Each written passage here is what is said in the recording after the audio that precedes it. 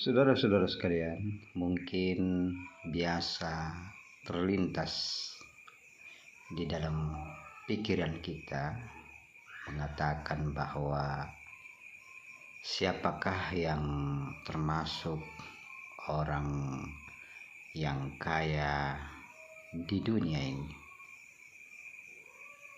Dan tentu jawaban kita berbeda-beda.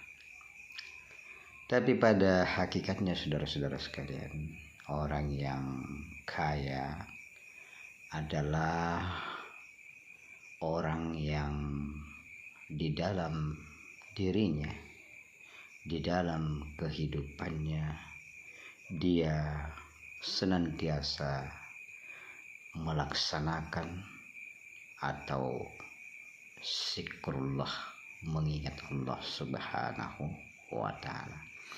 Inilah sebenarnya yang dimaksud dengan orang kaya yang hakiki, karena dia mengingat atau bersama dengan Allah Subhanahu wa ta'ala yang merupakan pemilik segala sesuatu, pencipta segala sesuatu, seluruh di dalam alam semesta, yaitu Allah Subhanahu wa ta'ala.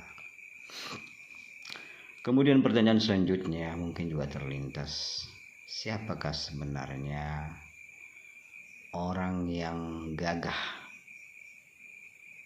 orang yang tampan, orang yang cantik di dunia?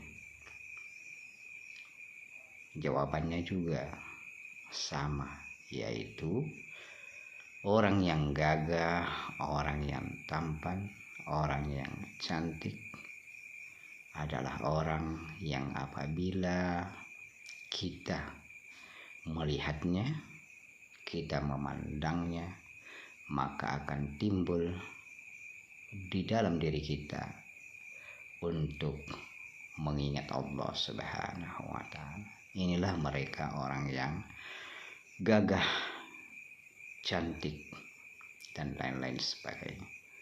Jadi setiap orang yang kita pandang lalu kita mengingat Allah, maka dia adalah orang yang gagah dan orang yang cantik.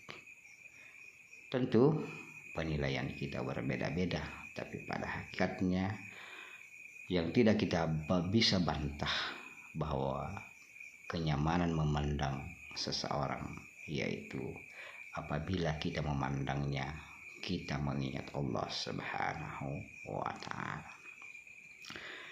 Kemudian pertanyaan selanjutnya, siapakah sebenarnya orang yang paling merdu, paling bagus suaranya? Tentu jawabannya juga sama, yaitu orang yang apabila kita mendengarkan ucapannya, tidak lain mereka selalu mengajak kita untuk mengingat Allah Subhanahu wa ta'ala. Inilah orang yang paling indah suaranya, paling merdu suaranya, paling bagus suaranya. Karena setiap kita mendengarkan perkataannya, tidak lain adalah untuk mengajak mengingat Allah Subhanahu wa ta'ala. Kemudian selanjutnya saudara-saudara sekalian, tentu lebih banyak lagi pertanyaan selanjutnya.